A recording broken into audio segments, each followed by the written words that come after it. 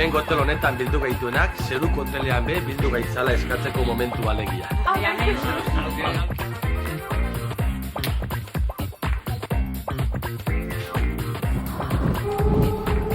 Probatzeko prest dago edo ausartzea izta, eta nire erantzuna izan zen. Eta zuek, ausartzen zeraten ni hemen parte hartzeko tarteko hartzea, Zela eta guzti, farola baten irudia da, eta Al Pacinoren eskuetan egon zen.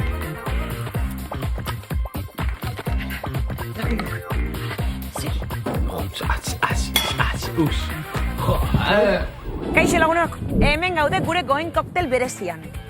Ezagutzen duzu ez da? Nola ez? Orain Koldo eta Germanen hotela da. Baina Goenkaleren 3. denboraldian beste hotel bat inauguratu zen Arralden, frantsesen eskutik gainera. Maitiena, ulala! Ordura arte boga izan zen jaun ta jabe, baina etorri zitzaion konpetentzia. Eta jakina, istiluak hasi ziren. Betiko boga, Maitiena berria, tradizioa, modernitatea, zeintzen hobea. Eta bitartean, nola zebilen mundua? Eta Al Pacinoren eskuetan egon zen bitartean, benetan musika bat.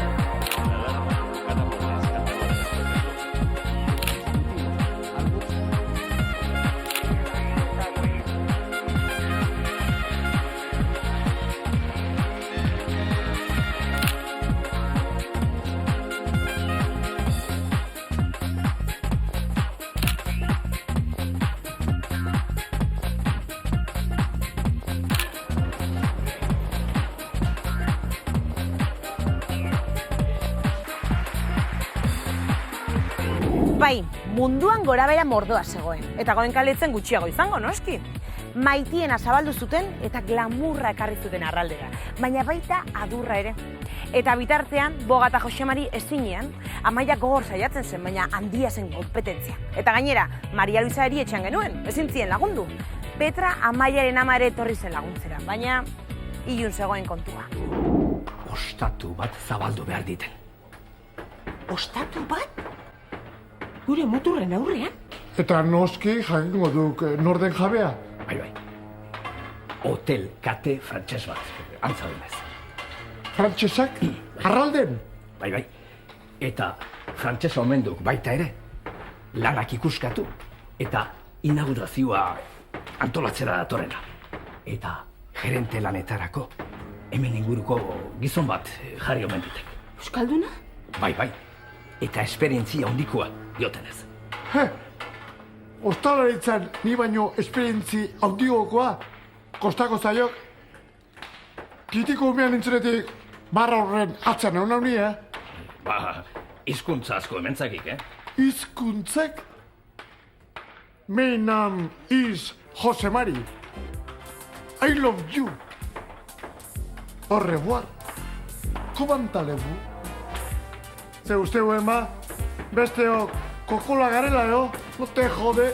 Pilarrek Maitiena zabaldu zebanean,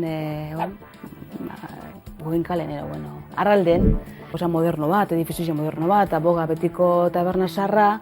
Eta gainera baldak izue zer entzun duen Hortentxik. Hemen hartu duela ostatu. Hoteleko obrak idatu berdituen Andre Frantsesak ere, hementxe, Bogan. Ez da posible ordea, hemen ez dago emakume frantsesik eta... Arrazoia du Hortentxik. Ni euskalduna naiz, baina frantsesa naizela dio nire nortasunagiriak. Kanpon jaio bain nintzen. Eta zer ikusi duzuzuk hotel berriarekin? Hoteleko obren begiralea naiz ni. Momentu bat, mesedez.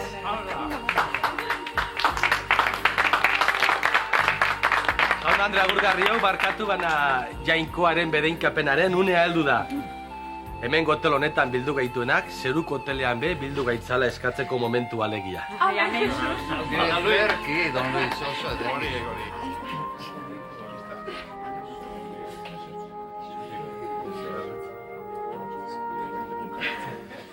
Amaia zelakoa zen, beti, karakter handiko neskia zen, langilea, eta familia aurrera ateratzeko edo zer egiteko kapasa, edo zer. Ikusiko du, ze janari mota ematen duten hoteleko jangela. Horregatik ezkezkatu, Amaia. Hotelean ez da jango boga mezain ondo, eta ez da hain modu honean ere. Badakit, ama.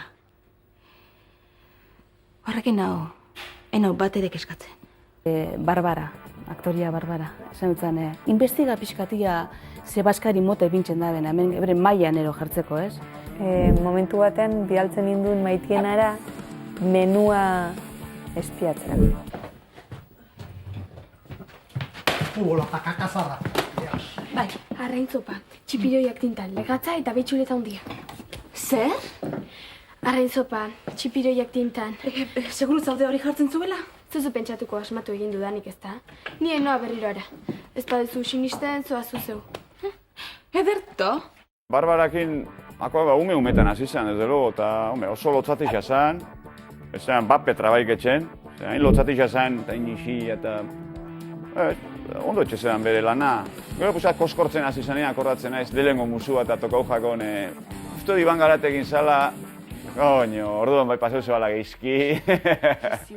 Musua izan zen niretzat egiten, Oso gaizki pasan. Baina oso gaizki. Trauma. Nik umeak horretik ulertzen ditut. Esatet, helduak eta hola, garai hortan, biguatzen, baina ez da inbesteako, venga, eta denak, animatzen tola. Eta ez zian konturatzen, ze gaizki pasatzen ari ginen. 10 urtekin, 11ekin, beste gauza da, gero ja ulertzen duzu, gero ja musuak eman dituzu. Kaixo, Amaia, zer, bisitan? Ez. Zer duzu? Jatetxea irekiko zenuela banekien. Baina uste nuen hobeto portatuko zinela. Hobeto portatu? Ez dizutu lertzen. Bai, elkarren osagarri izango ginela. Eta ez inetela zuenean, bogan ematen dugun janari klase bere ematen hasiko. Enekien kompetentzia debekatuta zegoenik herri honetan. Zeruan alaxe bazkaltzen dela esango nuke. Esango dizu zer bazkaldu nuen. Begira, aurrena marmitako bat. Ederra baino ederragoa. Ondoren piparra makaios beteta. Eta bukatzeko, azkenik, itxura ona du tortilla horrek. Hoiz esaten dut nik, Don Luis, kanpotarrek ez digute zerakutziko tortillak egiten. Ez ala da, baina importez paseizu, ipintzazu pintxotxo bat, zera, jainkoaren zerbitzari honetzat. Eta azkenik esaten duen bezala, sagar errea, handia eta ederra. Aspaldien nuen horren ondo jan. Zeruan jartzen ari zara, Maitienako sukaldea, baina tortilla iren txino eduzunean, ona etortzen zara babaspa ere. Jakina, hemen ez du sentimorik ordaindu beharreta. Eta Maitienan bai? Bai, hori dute txarra jatetxe hartan. Ezin belearena egin, jan eta alde egin. Poltsikoko hautzak astindu behar. Banengoen bani. Margari, ai, pobrecita. Margari, nik uste bea berez pertsona ona zala, baina pertsona oso tradizionala, bildurtila, kotila, gustatzen zaion kontu guztia jakitia. Aldatu egin behar dugu menua. Aldatu? Bai, zer egin duzu gaur bigarrenerako? Lehatza saltxa berdean. Beti egiten duzu berdin. Baina zer nahi dezu? Horrela erakutsi ziguten guri. Ez duzu bat ere aldatzen. Legatza ez denean makailegoa edo bestela xerrak. Zerbait ezberdina egiten hasi beharko duzu, Margari. Oso errez esaten da hori, Amaia. Egoera larrietan, Margari. Gustoko ez diren gauzak egin behar izaten dira. Sukaldean bakarrik nago, eta bi esku besteik ez dut. Bale? Hemendik aurrera amak lagunduko dizu. Baina gehiago saiatu beharko duzu, Margari.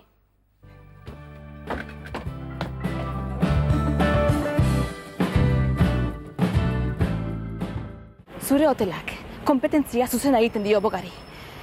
Eta orain ez da inor etortzen gurera. Tira, Maia, negozio kontuetan bakoitzak bereari begiratzen dio. Eta ez dut uste horregatik asarratu behar dugunik. Bai, badakit iria ondietako negozio emakumeek burua hotz mantentzen duzuela. Eta zuk ere olako zerbait ikasi beharko zenuke, ez? Eta badakit ondo bereizten dituzuela bizitza pribatua eta negozioak. Negozio kontuetan hasten denak, ondo ikasi behar du ikasgai hori, nahi eta nahi ez. Hala izango da zuenean. Baina guretzat boga ez da negozio huts bat. Tradizio handiko etxea da.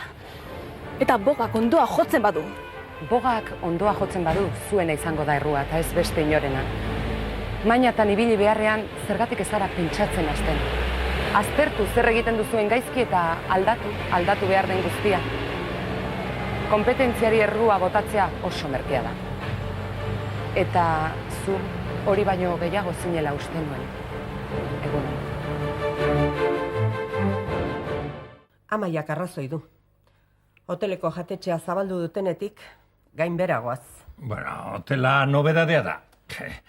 Giroa baretzen denean, torriko dira atzera urak lehengo bidera, lasai? Boga nola galtzen ari den ikusi, eta ni naiz egonean egongo ba. Hanka gainean jarrita. Galdu, hori sekula ez.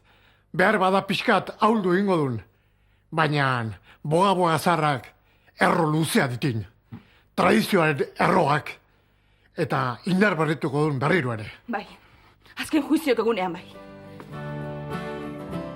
Gero margari bota berri izan eban, zeukolako dirurik, jende gutxi sartzen boga-bogara, eta hori ben neuken berri izan eban, trago txarra neuk, maia luzak ez, neuk.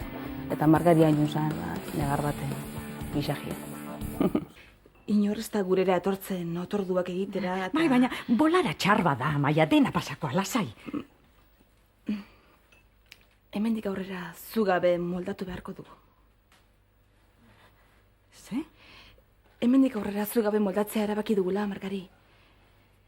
Nire ama gobernatuko du sukaldea behar denean, sentitzen dut. Baina, babarrunak prestatu behar nituen? Zer esan nahi du horrek? Kalera botatzen hauzula? Izugarri sentitzen dut, Margari, baina beste erremediorik ez dut.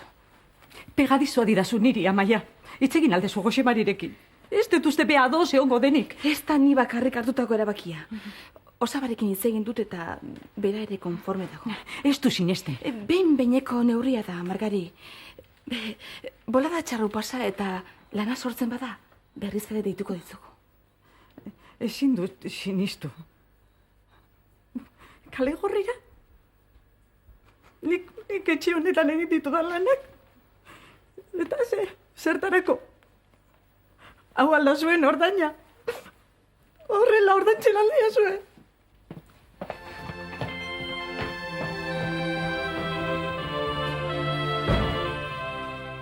Momentu honak pila bat. Askotan egite genuen gure idoi alternatibua. Hau ikasita dakau, ondo dakigu, ez dakize. Baina ganingo deu beste erabatea. Hau esan berrian hori esan da. Pasiluan, olako historik, askotan. Gauza graziosoa bezala edo kuriosoa bezala zan, nienekin takoiekin ibiltzen.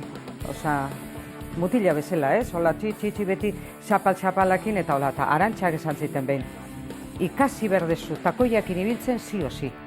Eta hori ekarri zizkiten takoi batzuk, eta horko pasiluan, venga, segi, eta nire takoiekin da, etorri, eta junda, etorri. Ikasi arte horrela honitzan, Ja, bueno, nahiko ondo moldatzen naiz.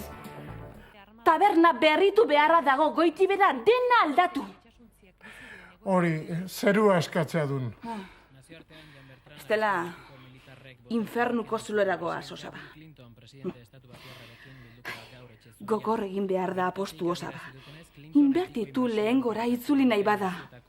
Bai, hori oso izpolita ditun. Baina alferrik aigeitu hemen jardunean. Osaba, egin dezagun zer ba. Eta aurrea, nun dago? Horrek dirutza bat balio din. Eta hemen etxe honetan dirua. Bai, hemen gauza batzuetarako bada dirua ba. Maitien ipini benian arralden, ipini benian nik izan dutan Josemariri. Boga reforma behar zebala, zebamura zahartuta zegoela, nahiz eta eduki, beren karismia eduki zahartuta zegoela. Eta behar zebala pintxa edo zerbait meago Josemarik ez, buru horra zan. Eta bueno, alan gehatu zan. Denbora ditu zaigu.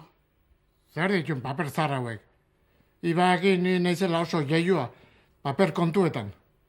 Hilabete honetan, nire solatarako aina ere ez dugu atera.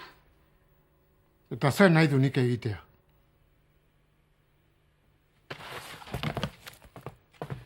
Ondo da, Osaba. Ez didazu beste aukerarik ematen. Ni ezin naiz bizi horrela. Zer, esan nahi duen horrekin? Alaba batut. Ni ezin naiz bizi horrela. Urrengo hilabetean kobratuko dudan ala ez jakin gabe. Bueno, eta zer, egin berdun? Nora joan berdun? Ez dakit baina pentsatuko du zerbait. Hemen zikira zopa bero bat edo baharrun platerkara bat ez zaizue faltako? Ez duzu ikusi nahi. Zure begien aurrean duzuna, Osaba? Ondo da. Aste osoan geratuko naiz. Joan baino lehen dena txukun antolatuta utziko dizuet. Ez da pentsatu ere. Nik ez dinat inoren errukiri behar. Kafe hori aterako dizut. Ez esparra, Dios! Nik ez dinat errukiri nahi.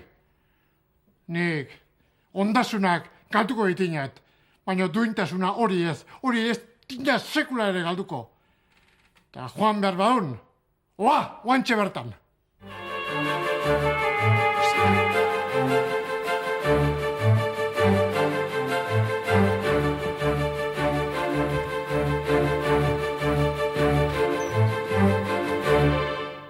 Beno, badakit orain libre zaudela eta proposamen bat egin nahi dizut. Proposamen bat? Jakin aliteke zeratako proposamena egin edidazun. Nirekin lan egitea, horra. Lana aurkitu dut.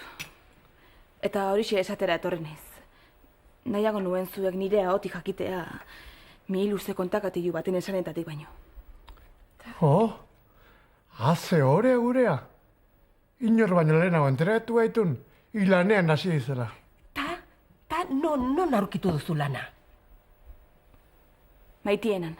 Baina, hemen ari intzenean, ez zuen ba, oso gogoko. Oain darpentean ondu egin duen lehen txarra zena. Nola aldatzen dirain gauzak, Miren da bisok, Amaia eta Feliz, eskondu inginela. Gaina Zurizko, Elizan, eta ez gara eskonduta. Ez gara segula eskondu, bakarri telebistan. Eta inkluso Mirenen amak albuna eta dana dauka gordeta Goenkaleko albuna. Lagunei kafian derakusten. Boga ondoa jotzeko zorian dagoela entzun dut. Bueno, zuk ez kasu egin Amaiak esaten dut guztiari. Ze boga oraindik, Josemai, ez da oso azkarra izan behar. Boga ez dela garai batean izan zena konturatzeko. Ez zara horretan zurekin konforme nago. Gu gure motzean ikasten dugu. Orain sekula baino zerbitzu hobea eskaintzen dugu. Pozgarria da oraindik umorea galdu ez duzula ikustea. Goiz hasi zara zurrutean, ez? Alira, Pilar. Zu emakume oso lanpeto zara eta zeregin asko eukiko zu segura askota. Ondo da. Zure negozioa erosteko proposamena egitera etorri naiz. Zer? Entzun duzuna? Boga niri saltzeko eskatzen dizut. Hartaratzen nuke arazorik izango. Gaur zer da gaur? Inusente eguna, ala? Ze hori inusenta bada, noski? Ez, serioari naiz. Eta gero beste hori kantatuko jazu, Josemari inusente, zakurraren buztan atente. Josemai, gaur ez da inusenteen eguna. Negozio bat proposatzen ari naiz. Zakurren biolina! Zu zer uste duzu urdea? Ni odol galdua naizela, ala? Nik ez dut boga sekula saltuko! Entzun, sekularez! Nahiago hil!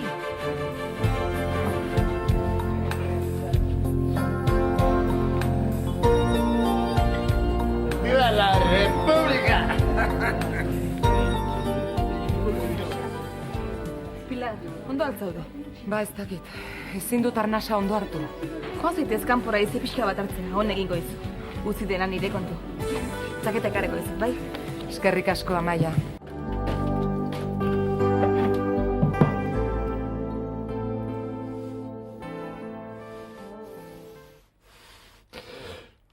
Honekin ez loa inora.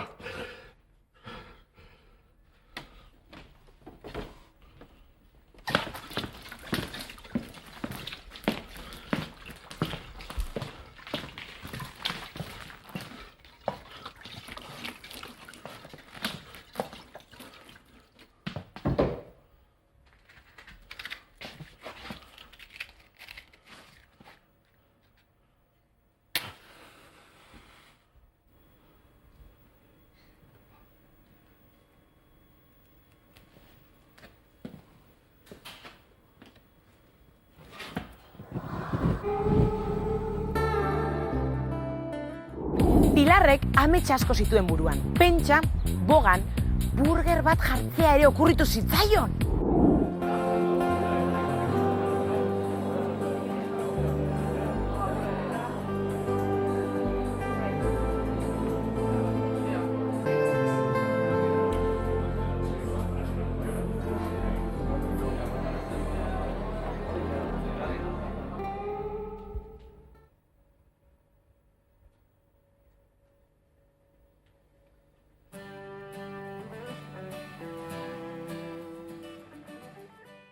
Juan Antonio Gerondo naiz, segurtro letxeko agentea.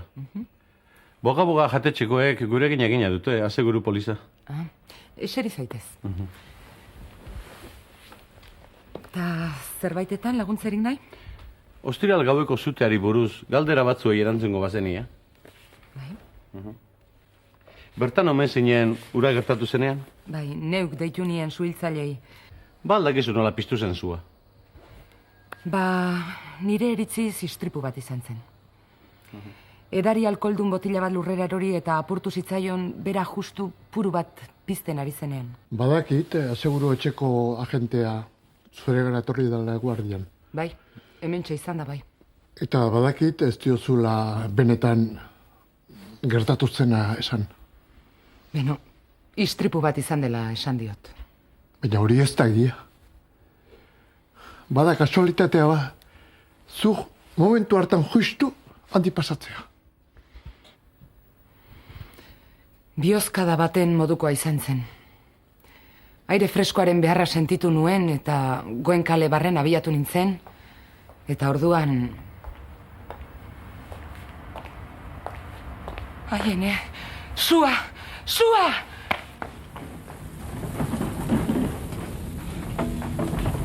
Jose Mari! Jose Mari! Jose Mari! Jose Mari! Zagiten duzu abe! Alde bendik! Baina guazen barrura hori itzali egin behar da. Alde bendik! Utzi bakarri! Baina zer diozu utzi zartzen. Ez ezpada usteko bakarri! Jose Mari, zuhiltzaileei deitu egin behar zaio. Ez eskuetu hori egiten, Baina bestela dena erre egingo da. Bai, dena erreko da! Dena errautsi bihurtuko da! Bai, errautsi bihurturik, baina lasatarrena, beti ere, diltzen eizen arte! Zuhiltzailea! Ez deitu inori! Zuhiltzailea!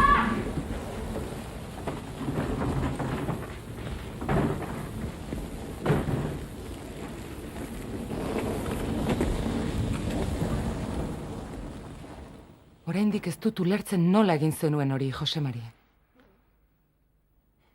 Hori ez da sekula konponbidea. Zuri eskerrak ematea etorri naiz.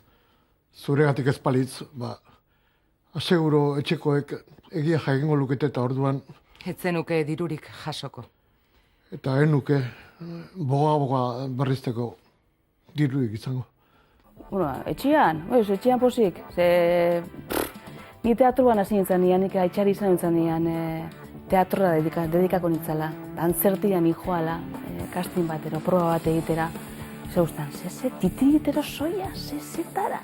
Eta eroia Goenkalen hartu ninduten nian, da kursusi benian, goza, zer izo zala gauzia, postu zan. Lehengo eguneko proposamena zehaztera nator. Boga niri alokatzea nahi dut.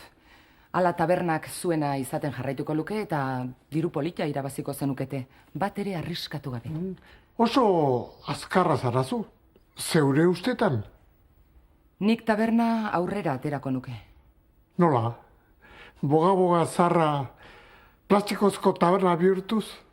Zer duzu galtzeko? Duintasuna! Jartzazu zeuk zentzuzko prezio bat. Duintasunak, ez du preziorik.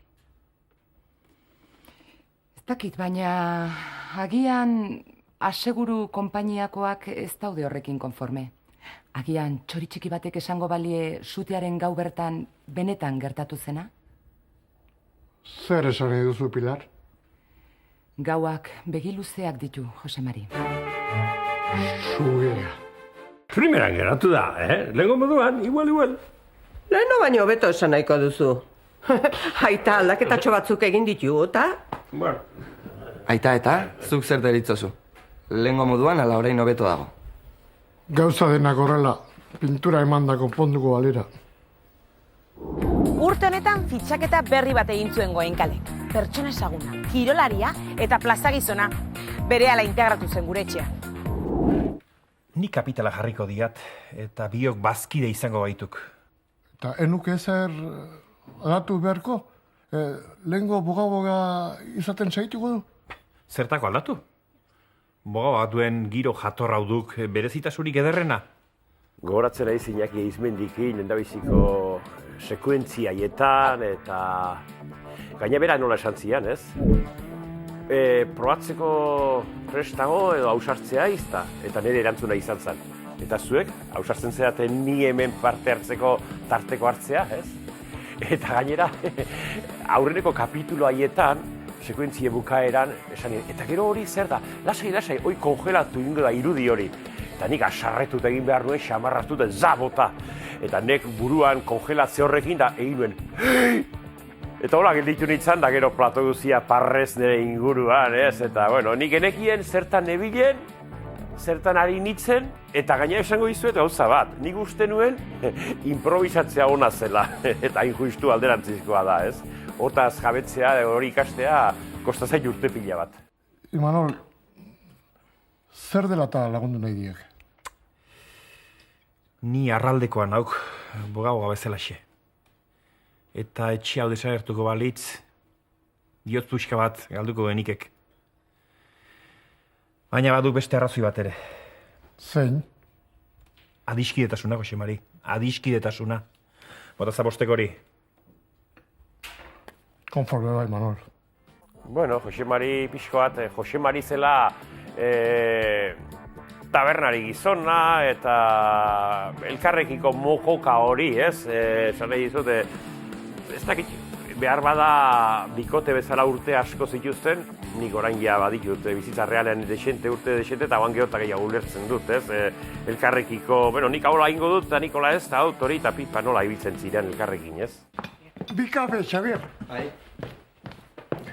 Eta Glen Grant bat. Nola? Glen Grant. Hemen ez dago horrenak hori botel. Baiantinez bat, izan barko dik edo Juana Vicenta bat. Juana Vicenta? JB, alegia. Aukeran nahiago Baiantinez. Eta Baiantinez bat. Oraintzaita. Magitzeme. Oso pozien nago girekin. Une larri hauetan nahi aitaren onduan. Hori duketa. Beno, aita ez da inbesteraino ere. Ez da inbesteraino, taberna ez zaipat ere gustatzen da. Aita, beste norbait hartu beharko zenuke. Lanaz lepo gabiltza eta ezin dugu lanarekin burutu. Besta bat gehiago, horrek kostu handik harriko ligukek eta ea bakarri monatzen garen. Boga-bogati nator eta jentez gainezka zegoen. Beno, ez da hainbesterainoko izango. Hore, txikiteroz beteta zegoen, eta maidena gainezka. Guk ere oso egun ona izan dugu. Badakizu eguraldi honekin bete egiten dira hotelak eta tabernak. Poste naiz, Pilar, poste naiz. Neu ere poste nauk, Feliz. Osabagatik batez ere. Pilar, bolada txarra pasatzen ari zen. Ia animoak eskuratzen dituen guztiaren beharra izango duta. Hemengo martxa honak poztu behar zaitu. Honek ematen dizu jaten, eta honi esker bizizara. Ez ahaztu. Gu goinkalen hasi aurretik ja bikotia ginen. Eta kastina egin da jarri gintuzten bikote moduan, baina hori izebanak ez egisen gu bikotia ginenik. Zan, hola suertau zan, bueno, zoze ikusiko zeben. Baina ez egisen gu bikotia ginenik, eta alaxe erabaki zeben, gu bikoti izatia. Holaxe izan zen, da, bueno, gero, beti hola, oeko sekuentziak eta tranquila. Beti, ja, eixe esan da.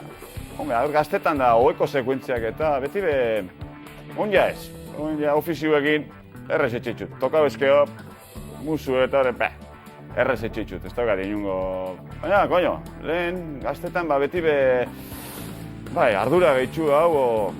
Eta, bueno, beti neskiekin, nobixiekin siloian bueltaka da ibiltzea, pues, bueno. Niguatzen ez, beraietaz oso ondo, esanet. Niguatzen ez, hasi ginen egunean, egun bat lehenago bazkari bat egin genuen hemen, edo ensaioekin nahi ginen, eta esan nun, niguatzen ez, egun hartan, esan nun, ez suerte eukidan guraso hauekin, ez? Ondo, Pilar? Amaia, probetxuzkoa izan altzaizu egin duzun gerentzia ikastar hori?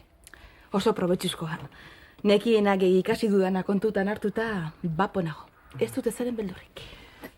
Orduan moldatuko alzinateke honen buru egiten bakarrik geldituko bazina? Ez dakit Pilar. Lehen ere geratuta nago aste betez gainera. Eta eskinen galdu. Ja, baina oraingoan denpora luzeagoan geratu beharko zenuke. zenbat denbora egin behar duzu kanpoan ba? Beno, zehatz ez daki, baina pentsa denpora luze izango dala nik kanpoan egongo naizena. Arazo pertsonalen bat? Ez, enpresaren eskaintza onartu dut eta Pariseko hotel berrira noa zuzendari lan egitera. Beno, uste dut iritsi dela garaia zuei esateko nor izango den Maitienako zuzendari berria. Zuen arteko bat izango da. Orain arte bere lana primeran egin duena. Amaia izango da zuzendari berria. Anedota bat, ez da, ni lotzi pasan dira momentu bat bai. Jarri behar izan eban lako pikardiaz balz bat. Imagina nire figuriaz, pikardiaz baltza, en fin. Eta ganera uste dut, pasazala, ez nebazala kaltzetin baltzak endu. Eta orduan ja izan zen erremate. Eta neu pikardiaz da kaltzetin baltza, imaginatu. Amaia, ikusten da bai, hau zuretzat eginiko lana dela. Hau da txukunt dadea, Baldakizu, Amaia, zu ahaztu osabaren aserreaz. Eta ahaztu bogabogari egiten omen diozun kompetentziaz. Kompetentzia da bizitzari indarra ematen diona. Bai, baina... Ez dago bainarik. Gure familia honetan, emakumeak gara, ohoreari eusten diogunak. Eta zuk toki aparta aurkitu duzu, zuk balio duzun guztia erakusteko. Beraz, aurrera, Amaia. Mertxe, jarri aldituzu loreak esan dako geletan. Bai, Amaia, gaur goizean hartutakoak. Eta txampaina? Freskatzen dagoengo da, ez da? Freskatzen dago, bai. Eta frantsesa gainera, kostatu zaigu boteia batzuk lortzea. Eta zerbitzuko emakumeek baldakite zarrekin behar dute. Ondo ikasita daude. Ez diet gauza handerik esan beharrik izan. Gustura gelituko aldira. Hala espero dut. Eta zertara datu zehazki? Hotelaren martxan nolakoa den ikustira. Zertara bestela. Hotela ondo doa. Bai, hori zuk eta biok badakigu. Orain, frantzisak ere iritzi berekoak izatea falta zaigu. Eta zergaitik ez dira izango, Amaia. Asko dago jokoan, Mertxe.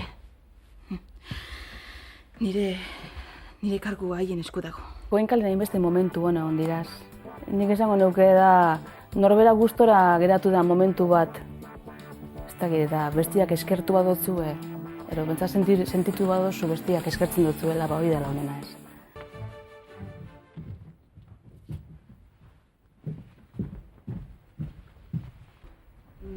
Bon appetit. Merci. À bientôt. Très bien, très bien. Mertxe, oraingoan astindu ederra eman diot frantsesari. Astindu ederra? Astakiri asko esan aldituzu ba. Mertxe. Bueno, eta, denondo?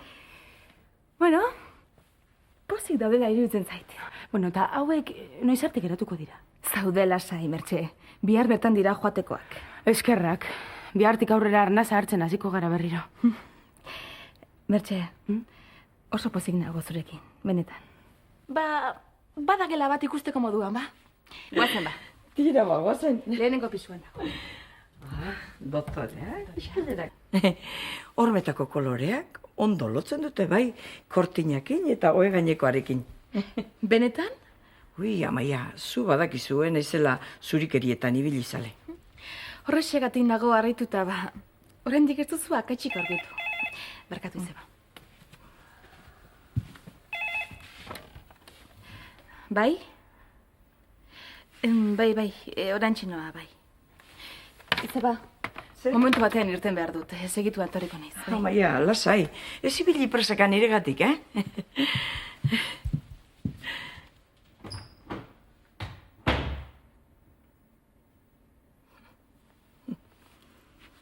Zertan pentsatzen egon ote zen, hau dekoratu zuen txorimala. Gustu merkea horik.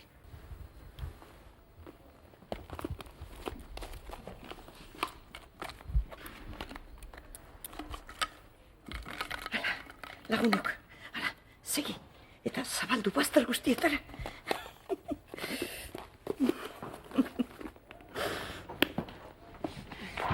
Inor etorri da? Ez, ez da inor etorri ez. Bueno, banoa, Mertxe. Baina ez aldi oso Amaiari itxaron behar. Ba, ara, nire buruzarro ni ahaztu egintzen jo. Mantel berrien bila joan behar dudala eguardirako, eta bano, presaka. Urte honetan, Amaia urdun geratu zitzaigun. Zoratzen zeuden Felix eta biak. Baina posa, laster bihurtu zen kezka. Igual da, bai. Oin, igual guapio, ni ez. Zer gertatu da? Ostatu eitxiko ditek. Ez. Adiós, pájato, mesua. Lehenoko gauzia, miringo genola urrun geratu zen. Eta orduan komentan eban, produzinuan, komentan eban, eta orduan sartu zeben, historiza Goenkalen barruan. Lehenengo nekatu nintzen, da gero Amaia personajia.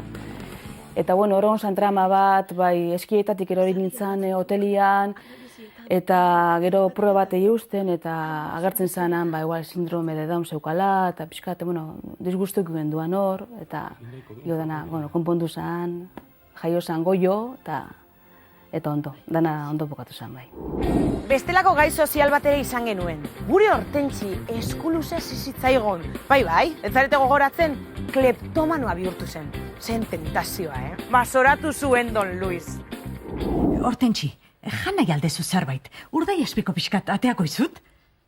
Josemari goian den bitartian, Ez dago gaizki pentsatuta. Zoaz, sukaldera. Antxitoriko naiz. Ekarri zazu, urdai espiko hori.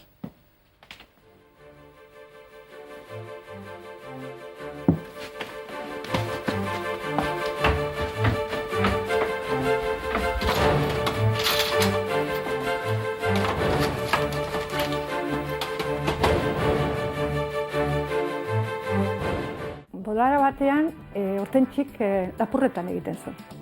Eta orduan, nion batean, jaisten naiz nire barri, auzoan, ni Aldezarrekoa naiz, Donostikoa, zeon feria bat.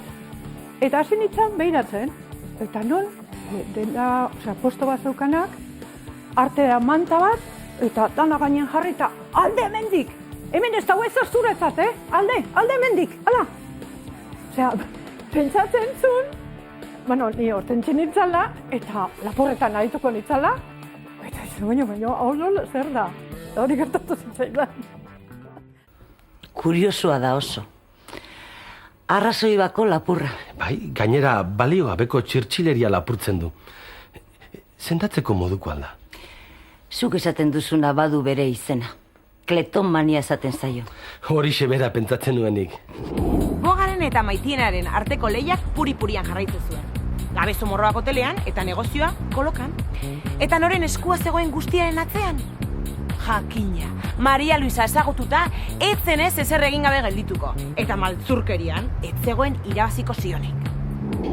Honezkero jakingo duzu kritikari ospetsu bat etortzekotan dela arraldera bertako ostatuei buruzko erreportajea egiteko. Jakin badakit, bai. Eta? Ba, hoi baino arreta handiagoa jarri beharko genukeela guztiok, bakoitza bere lanean, gauzak ahalik eta ondoen joateko. Izu, nik nire lana ahalik ondoen egiten dut bete. Kritikariak etorri, ala ez. Bai, badakit, ondo jakin ere gainera. Gogorarazi egiten dizut, besterik ez. Eman kontua mesedez. Barkatu, zure gustukoa ez den zerbait ikusi alduzu. Zuk ezagutzen alduzu labezomorroak gustuko dituen inor? Labezomorroak? Bai, labezomorroak nazkagarriak eta saldoka. Kambioa zuretzat.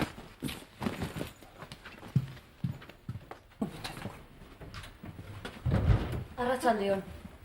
Kaixo, arratsaldeon. Ba, alduzue gela librerik. Ba, bai, suerteko zabiltza. Suerteko, ez duke alako dit esango. Gela libre dituzue, utxik. Barkatu. Konbidatu esatzeinik ez duzu izango, ezta? Noski, esatea ere. Ea bestean baino fortuna hobea dudan? Zein lekutaz ari zara ba? Maitiena ostatuaz. Maitiena ostatuaz. Ba, nire iloba batek antxe egiten du lana. Ba, esaiozu kontu zibiltzeko ze nola liteke ostatu berri batean hainbeste labezomorro. Aitaren da semiaren. Baina, Maitienan labesamorroak. Ara. Bueno, barkatu. Emango aldidazu, favorez, zure nortasun agiria. Sukaldarerekin hitz egitera joan beharko nuke biharko antolatzeko. Harrera gelan geratuko bazina? Zoaz, lasai. Nik enkargoak ondo hartuko ditut. Bale, oso ondo.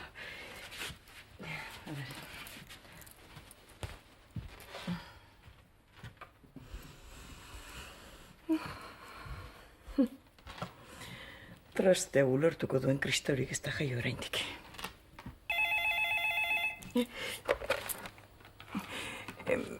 Maitiena ostatua, esan? Larun baterako? Segundu bat.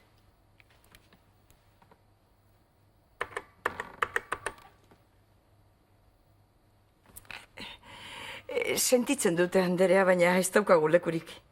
Ez errez. Agian boga-bogan. Jendeak ez du bereizten zer dan fikzioa eta zein dan errealitatea.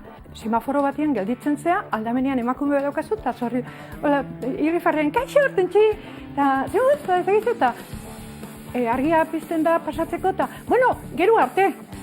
Osea, gero arte, porque behaioentzako etxen sartuta gaude, bazkal orduan, afari orduan, eta horrela da. Mahoneza zarra, pote berrian. Maitien hotela esan? Bai? Ba ez, amai ez da gorain ez. Arantxa, emakume bat, zure galdezka dago, kunitzan, emakume zar bat, 80 urtekoa. Senarra hilta gero, fikziozkoa, noski, eta santzian. Hortentxi, gauza bat esan behar dizut, Eta inkazu. Nik senarra hiltzanien, lutua jarri nun. Eta lutuak enebilen itzan urte askotan. Eta gero kontuatu nitzan, tuntunan itzala. Oi, ez dute merezide. Azike intzazu mesede, ez zaite jantzi horrela, eta alaitasuna, mendik aurrea. Eta baino, kunen fasizola, eta baino, zer da.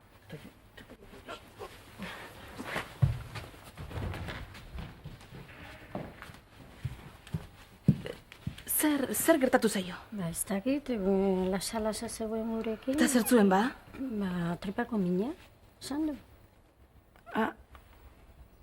Bai, orantxe bertan bai. Zer gertatzen da? Laugarren maiko bikoteak medikoa behar du, gaizki dago. Jainko Maitia. Mertzi itxidu gaixo bat zuzentzen. Baina sintoma guztien arabera salmonelosia dirudi. Salmonelosia? Seguru zaude? Oraindik ez, baina argi dago janduten zerbaitek kalte egin diela. Hori ezinezkoa da. Nola egingo die kalte hemen jandako ezerk? Ba horrelako zerbait gertatu da bai. Baina gure ostatuan hori ezinezkoa da. Ondo baina hobeto arduratzen naiz janarien kalitateaz eta freskotasunaz. Ba pasatu egingo zitzaizun. Inor ez da perfektua. Baina, Begoña. Utsi dazu dei bat eritetxera egiten. Eritetxera? Bai. Bada espadabe, gaixo batek ur asko galdu dut. Begoña, hil egingo da? Egunen batean bai, baina ez zaio gaur hemen hiltzea okurrituko. Sukaldariaren errua dela uste duzu ala? Norena bezala, Mertxe, entzun beharko dizkidanak. Ostatuaren arduraduna, mesedez? Neu nauzu. Mikel Aroa Barrena, osakidetzatik nator. Amaia Galardi naiz. Zertan lagun diezazuket. Bezero batez salaketa jarri du zure jatetxaren aurka. Egoera txarrean zauden janari batzuk direla eta. Eta zuhurtzi azkin neurrik izan, gaur ez da janari banatuko etxe honetan. Alaxe egingo da, bai. Eta orain, zuk atera lagunduko bazenit? Bai.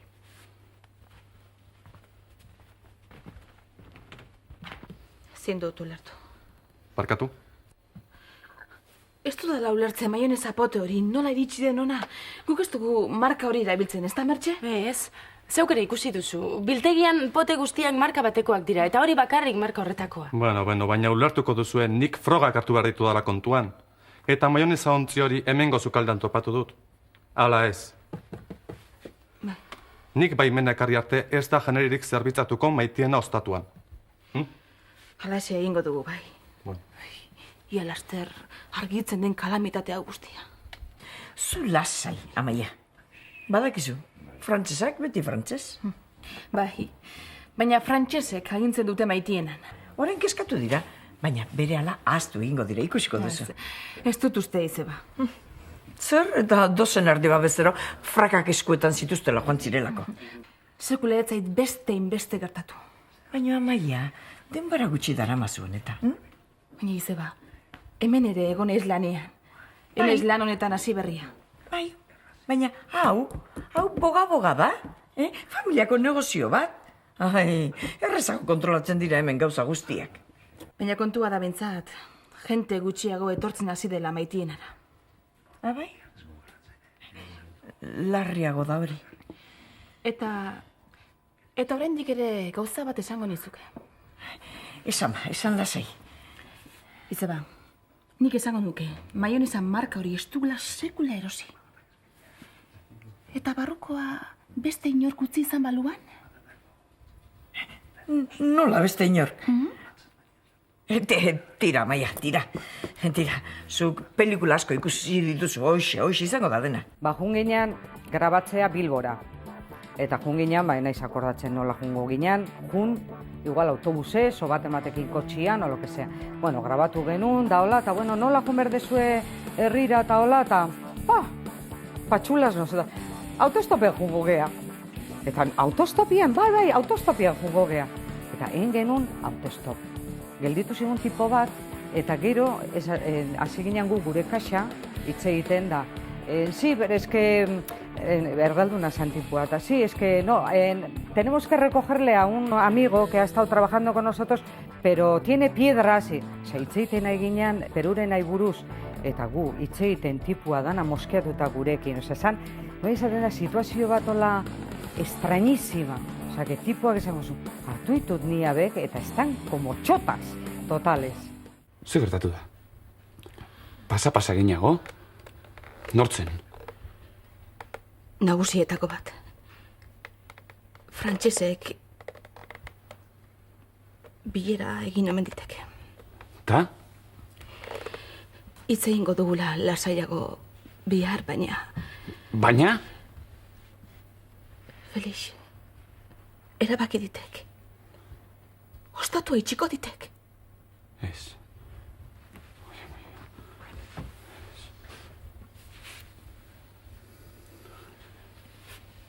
Zu eskeskatu, Amaia? Zuk beti izango duzu lana, boga-bogan. Zertarako nago bani bestela. Eskerrik asko, Izeba. Frantzesoiei axola zaieba. Arralden gertatzen dena. Behien zapa, soldata galantzak ipini. Ai, familiakoak balira. Baina ez, familiako batek ez du sekula horrela jokatzen. Esan izun, Amaia. Tira, orain txinatu horra. Bai.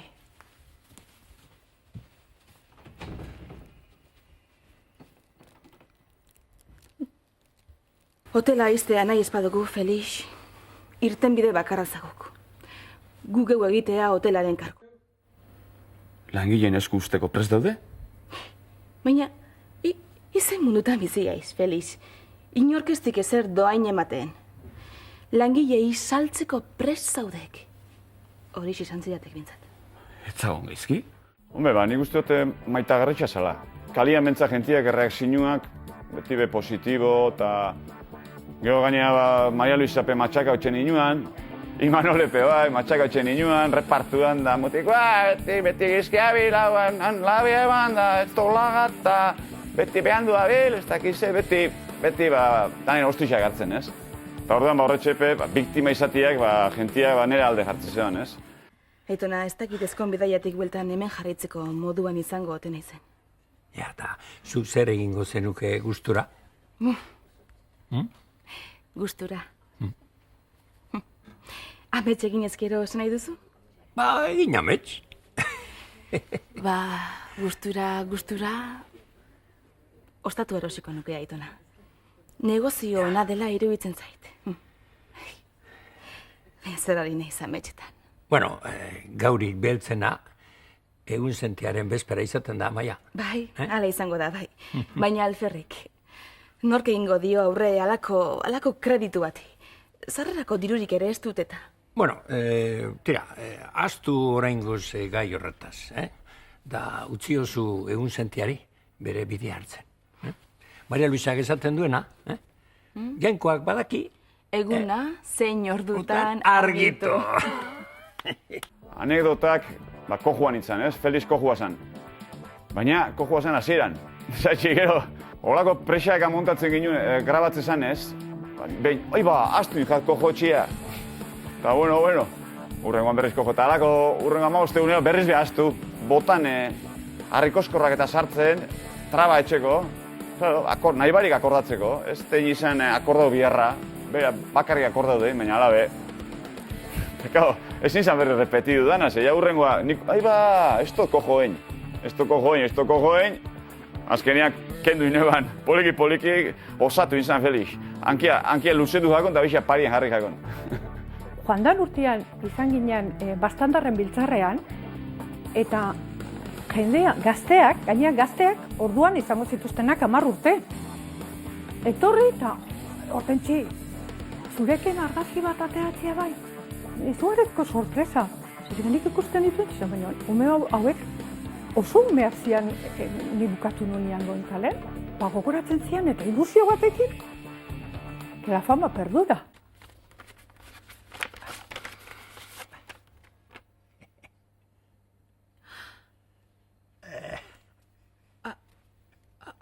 Etona... Gustatu zaiok. Ez da posible. Ez daki banik, Etona, hobe duzu apurtzea. Bai, apurtu, eskertzen dizu benetan, baina... Baina, hori da eskertzeko modua, Maia. Horren bestrainokoa da, ala. Bueno. 10 milioi, Felix? Ni hiltzean jaso behar zenuen, baina orain duzuzuk benetako premia ez da. Zuen etorkizunaren zati txiki baten parte izatea lortuko banu, ba. Eskerrik asko, Aitona. Eskerrik asko. Maitiena, zure neurriko lema da, Maia, eutxi gogor horri. Aita, baldakizu zer egin duzu? Zer egin du ba aizki? Hau erroparea. Baina, ara, deitu gaur iluntzean Amaiari etxera, eta txekia itzulutzeko esan. Hasi da gure Mari Sargentoa. Badakit zerremondu dan, eta enaiz damutu ez da damutuko be. Baina, urren beste diru. Nahaztu ingo zinen da orain ezin duzu hartu. Hemen nahaztuta dagoen bakarra zeuzara Mareluza. Jainko poetia. Josemari, entzazu zer. Eta egiten ari naiz. Postu egin naiz ikusten. Horrelako berririk ez da egunero hartzen. Alferrek ibili zen Maria Luisa. Gregoriok ez zuen atzera egin. Beraz, Amaia genuen Maitienaren jabe berria. Bueno, haze denboraldia ez da, negozio lehia, labeso morroak, salmonelosia, goin koktel koloretxo ikusi duguna. Tira, eta zuek freskatzeko hemen toma faltsuak. Aio, urrengo astera arte. Spanish.